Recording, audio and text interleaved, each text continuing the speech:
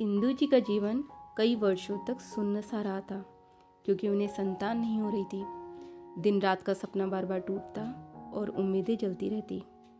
एक दिन किसी ने उन्हें बताया कि लड्डू गोपाल की सच्ची भक्ति और उनकी सेवा से कई भक्तों की मनोकामनाएं पूरी हुई है। कहा गया है कि ठाकुर जी के स्नान का जल और जो प्रसाद उनके सामने लगता है उसे ग्रहण करने से अनंत पुण्य और करुणा मिलती है। इंदु जी ने एक छोटे से लड्डू गोपाल को अपने घर में विराजित किया और पूरी श्रद्धा से उनकी सेवा करने लगी। रोज ठाकुर जी को स्नान कराकर भोग चढ़ाकर वही भोग प्रसाद के रूप में ग्रहण किया और स्नान के जल को कभी जाया नहीं होने दिया। थोड़ी थोड़ी मात्रा में नियमित ग्रहण करती रही। शुरू में आसपास के लोग भंवर भंवर करते थे कि यह सब तो अंधविश्वास है। डॉक्टर और वैद्य जिसने भी न कर पाया वह मूर्ति कैसे कर देगी। पर इंदु जी का हृदय अडिग था। उन्होंने अपने विश्वास को डगमगाने नहीं दिया और कहा कि ठाकुर जी को पुत्र का रूप मानकर उनकी सेवा करना मेरा धर्म है। 1 साल तक परिणाम नहीं मिला, फिर भी इंदु जी ने अपनी श्रद्धा नहीं छोड़ी। वह समझती थी कि कभी कभी भाग्य में देरी होती है, कभी कभी अगले जन्म का फल भी मिलता है, पर विश्वास वही करेगा जिनका मन सच्चा हो।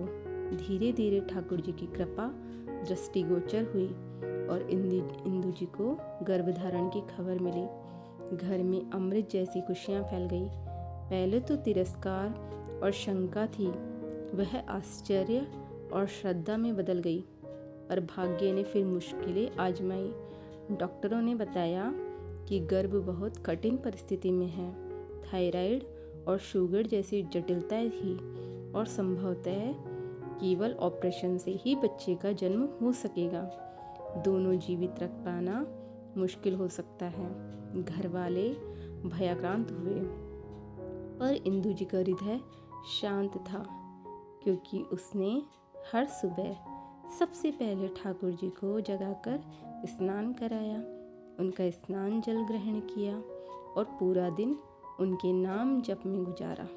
एक रात जब ऑपरेशन की तैयारियां चल रही थी, अचानक तेज दर्द उठा और अस्पताल में ले जाया गया। डॉक्टरों ने सब कुछ ऑपरेशन के हिसाब से कर लिया, पर जैसे ही लेबर रूम में इंदु जी को रखा गया, अकल्पनीय हुआ।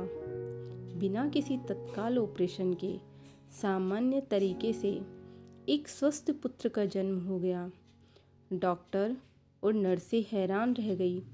जिन्होंने विज्ञान और चिकित्सा की सीमाएं जानी थी, वे भी अचरज में कह उठे कि किसी अद्भुत शक्ति ने रक्षा की है। इंदु जी ने सबको बताया कि यह सब लड्डू गोपाल की कृपा है। उनकी सेवा और स्नान जल का महत्व ही हमारी रक्षा का कारण बना। इस अद्भुत घटना के बाद घर आसपास के लोग लड्डू गोपाल के दर्शन करने आने लगे और बहुतों ने उनकी सेवा अपनाई। इंदु जी बताती है कि गर्भ में रहते हुए जिन चीज़ों का प्रभाव माँ से बच्चे पर पड़ता है, वही प्रभाव उनके पुत्र पर स्पष्ट रूप से दिखा।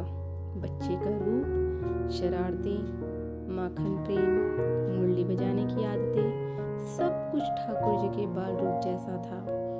उसका चेहरा, उसकी हरकतें, भक्ति के छोटे छोटे लक्षण देखकर परिवार हैरान था और बार बार ठाकुर जी का गुणगान कर उठते थे। इंदु जी का कहना था कि उन्होंने गर्भावस्था के 9 महीने में जो नियम अपनाया, ठाकुर जी का स्नान जल ग्रहण करना, प्रसाद ग्रहण करना, सच्चे मन से भोग लगाना, उसका असर न सिर्फ उस कठिन परिस्थिति में माँ और बच्चे की रक्षा के रूप में दिखा, बल्कि बच्चे के मन में श्रद्धा और सकारात्मकता का बीज भी वहीं बोया गया। इंदु जी के अनुसार स्नान जल सिर्फ एक रस या पानी नहीं था, वह उनकी आस्था का प्रतीक था।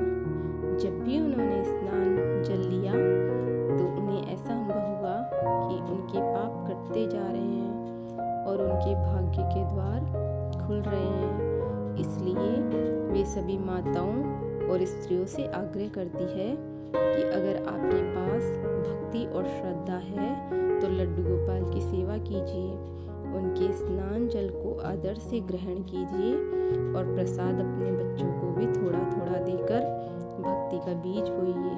यह केवल आस्था नहीं बल्कि जीवन बदल देने वाला अनुभव बन सकता है। इंदु जी की कहानी यह सिखाती है कि श्रद्धा और धैर्य से किया गया समर्पण कभी व्यर्थ नहीं जाता। भले ही राह लंबी लगे, पर यदि विश्वास अटल हो तो चमत्कार संभव है। आज भी जब इंदु जी अपने बेटे को देखती है जिसे बचपन से ही ठाकुर जी से प्रेम है, तो उनकी आंखें नम हो जाती है और हर कोई इनके घर में भक्ति का भाव महसूस करता है। इसलिए इंदु जी कहती है कि ठाकुर जी के स्नान जल को कभी हल्के में मत लो, उसे फेंको मत, थोड़ा सा ग्रहण कर लो, भोग ग्रहण कर लो और सच्चे मन से सेवा करो, क्योंकि कभी कभी वही छोटी सी श्रद्धा जीवन में सबसे बड़ा चमत्कार कर देती है।